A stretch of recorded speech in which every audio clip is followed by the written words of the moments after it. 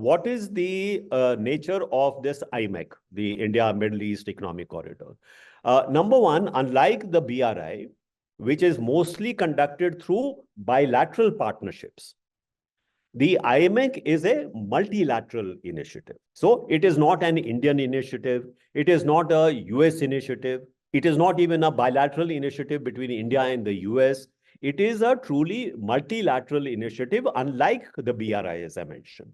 So there are several countries which are partners. India is partnering together not only with the US, European Union, but we are also partnering, for example, United Arab Emirates, with Saudi Arabia, and also with Israel. Now, even here, you will notice that as far as Piraeus is concerned, which is a very important component of this corridor, Piraeus is mostly, owned and operated by Chinese company, right? So majority holding of the Piraeus port, which is one of the most important ports in Europe, and which is a component of the IMEC. That is, in fact, with under China's control. So we are not even, if we wanted to exclude China, then why would we even think in terms of, Piraeus port being the one of the termini for this project. So it is not a question of, excluding or including China. We see a certain value in this partnership of India with these various countries, and there may be various points at which there could be also, as I mentioned, possibilities of cooperation with China's Belt and Road Initiative. That is not excluded. So I think there should not be a kind of perception in China that somehow this India Middle East Economic Corridor is directed against China or is a kind of a substitute for the Belt and Road Initiative. The infrastructure requirements of the world are so large that there is enough space for both a PRI as well as an IMEC. That is the manner in which I look at it. You see, already before the relations became strained, already India and China were looking at very, very large scope for cooperation. India was quite open to establishing closer economic and commercial links with China. Before the relations became strained, India was looked upon by China as perhaps a very major market for 5G. For Huawei, for example, I mean, they were already exploring with India whether or not could adopt the Chinese 5G technology. Or, for example, when we are talking today about things like mobile telephones, some of the most important players in the Indian market, even after relations became strained, are in fact Chinese companies. Okay, so to my mind, the opportunities for the two countries to actually work together, not only providing opportunities for Chinese companies, but meeting India's own infrastructure needs. Chinese companies can play a very important role. But I think we need to understand that in order for us to be able to engage, particularly in long-term projects, which have a long gestation period, it is extremely important that relations should be positive and they should be stable over a period of time. That is, companies in both countries should have the sort of assurance that the political relationship between the two countries will not suddenly deteriorate and their economic relations may be affected. Then I think the way will open for the two countries to really have a strong economic and commercial relationship.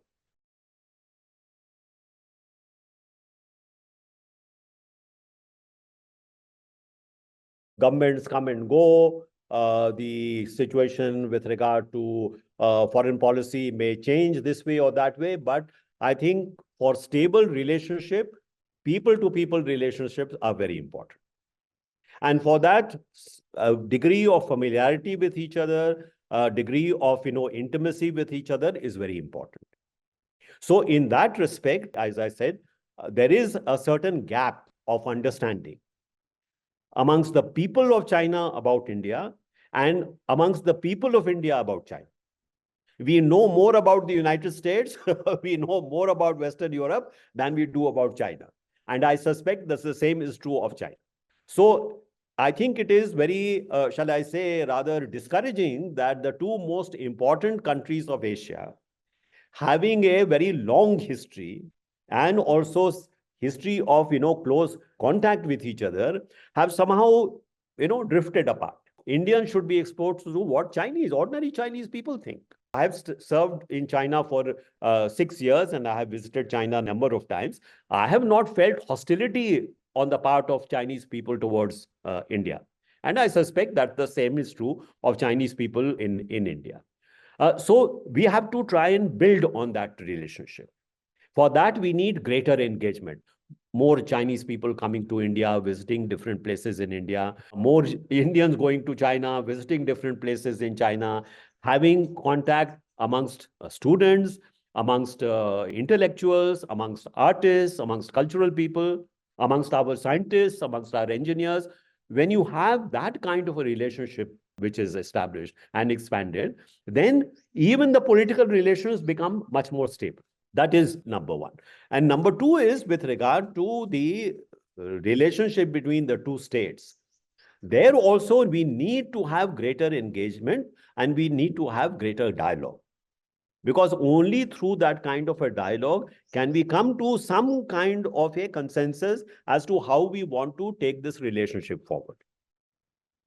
Now, I can say as a diplomat, as a person who has dealt with China and have experience of that, I believe that there are many areas in which India and China can work together. I was also the chief negotiator for climate change in India. I used to work very closely together with the special envoy on climate change from China, the CH Hua, who only recently retired, I think, from that position. We used to work very, very closely together. Why?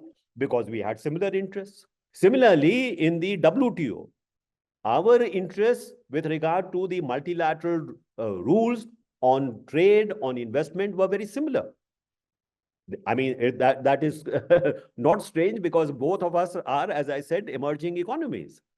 So our interests are similar. Now, it should come as no surprise to you that if India and China work together, they have a much greater chance of being able to adjust these regimes in their own interests. But if we are working, separately, not really, consulting each other or working together with each other, then naturally those who have different interests will divide us. So it is, my view is that there are a number of issues, global issues, on which India and China still have common interests. And they should find a way to work on them. There are also new regimes which are emerging. Okay, there are many issues relating to climate change. The melting of the glaciers, for example, the Himalayas. Can we deal with that without India and China working together? We cannot.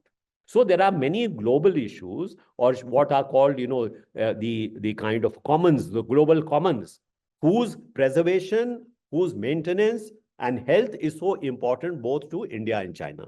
There are many of these kind of global issues which go beyond our bilateral relations. Okay.